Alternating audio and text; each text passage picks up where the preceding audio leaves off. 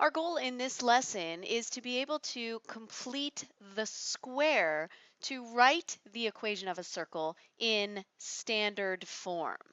Let's begin with what does it mean to have a perfect square trinomial? A perfect square trinomial is a trinomial that can be factored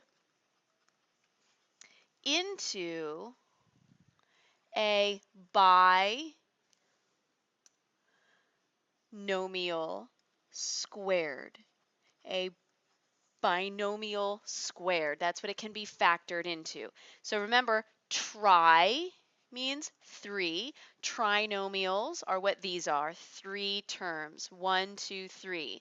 A binomial means 2 terms. So each of these trinomials can be factored into a binomial, such as x plus 7 squared, or x plus 2 squared, or from here, x minus 4 squared.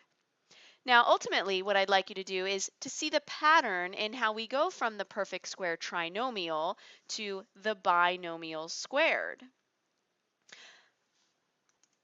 Can you see the pattern in how each of these trinomials are written and the binomial that's associated with it? For example, the 7 that we get, how is it related to the numbers that we see here, the 14 and the 49? How is the 2 related to the 4 and the 4? How is the negative 4 that we see here related to the negative 8 and the 16? Maybe you pause the video and write down your guess, your conjecture for what you think the pattern is here. So what did you see? Hopefully you paused the video and now you're back. This number, this 7, is this middle number divided by 2. This number, the 2, is this middle number divided by 2. This negative 4 is this middle number divided by 2. What about this number?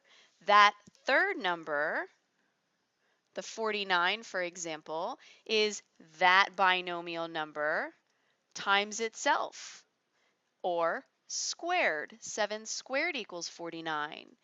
This number, 2 squared equals 4. This number, negative 4 squared equals 16. That is the pattern.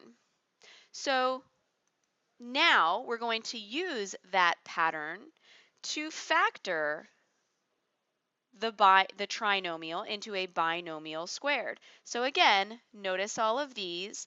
This number, half of it makes 5 because 5 times 2 is 10, and 5 squared makes 25. So the way that this will factor is x plus 5 squared. This middle number, 16, half of it makes 8, and 8 squared makes 64. This one, negative 12, half of it is negative 6, and negative 6 squared makes 36. So our binomial x minus 6 squared. Oh, I forgot to write this binomial, x plus 8 squared. See the pattern? Let's write down what that pattern is and how we write the trinomial as a binomial squared. So what did we do? We take half, meaning divide by 2, of the x coefficient and square it. That makes the constant term. Let's practice just finding what that constant term is.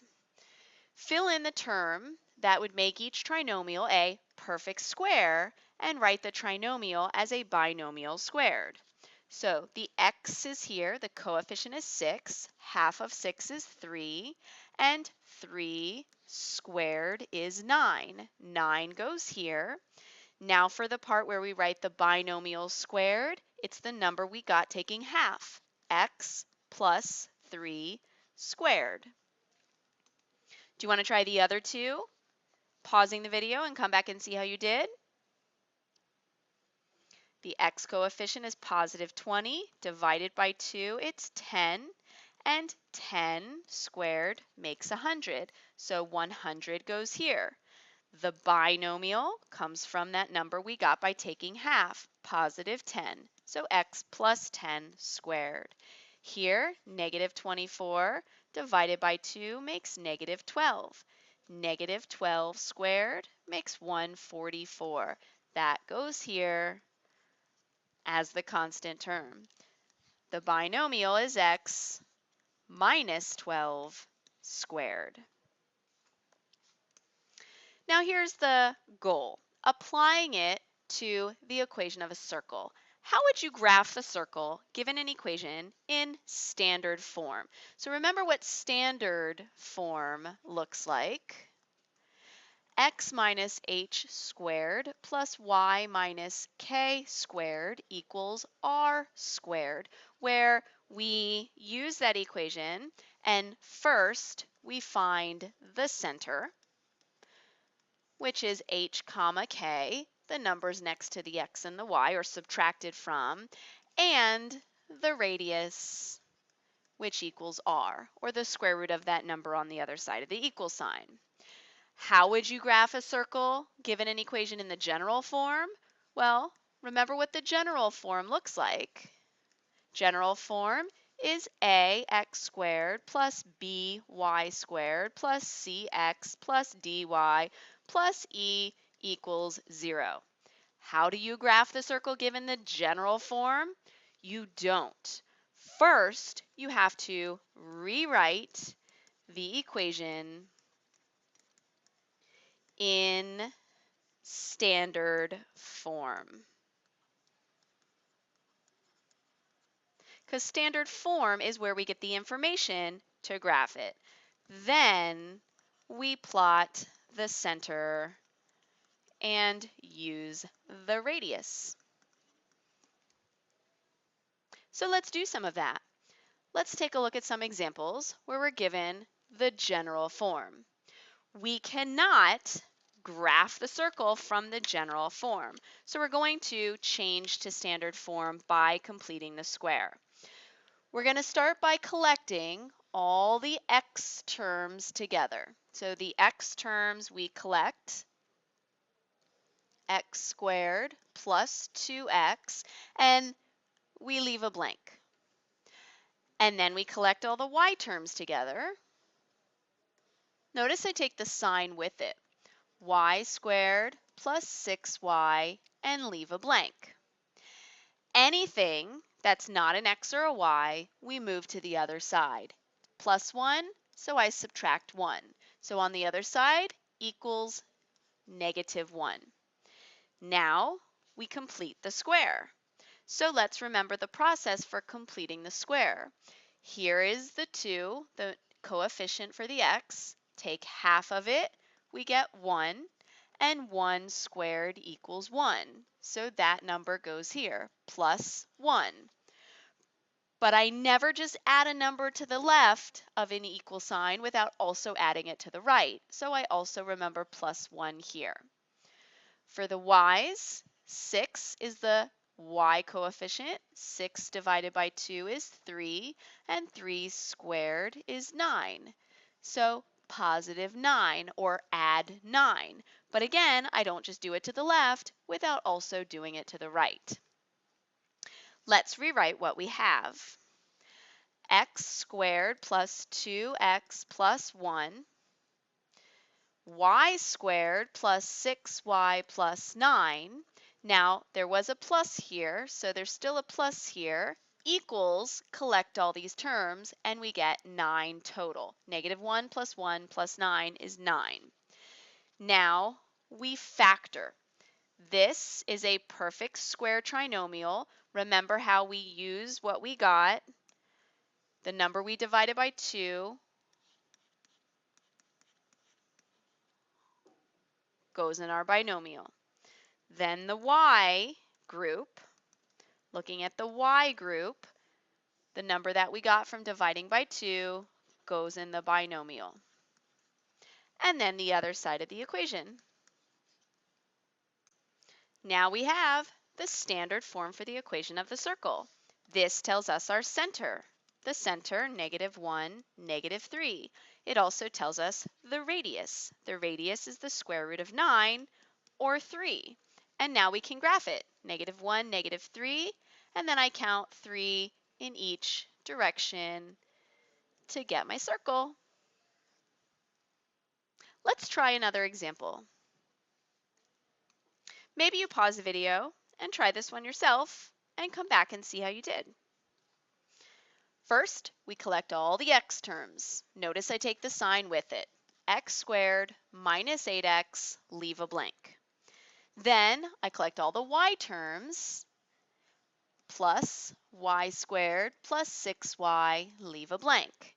Anything that's not an x or y, I get rid of by doing the opposite to send it to the other side.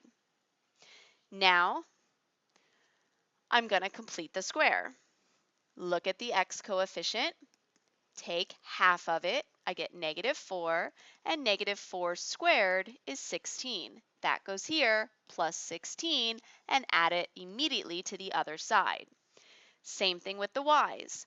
Take the y coefficient, +6, half of it is 3, and 3 squared is 9. 9 goes here, plus 9. Also, to the other side, plus 9. Now we can simplify and write what we have, or right away we can go to the factoring. So looking at this group right here, the factor turns out to be x minus 4 squared plus, from this group right here, what we got by taking half was 3, so y plus 3 squared. And then what we got on the other side, 9 plus 16 minus 21 is 4. There's the standard form of my equation, and now that tells me where's the center, 4, -3, and what is the radius, the square root of 4, or 2, and now we can graph it in our grid, 4, -3, and then 2 in each direction. And there's our circle. We've got to get to standard form first. Let's try one more.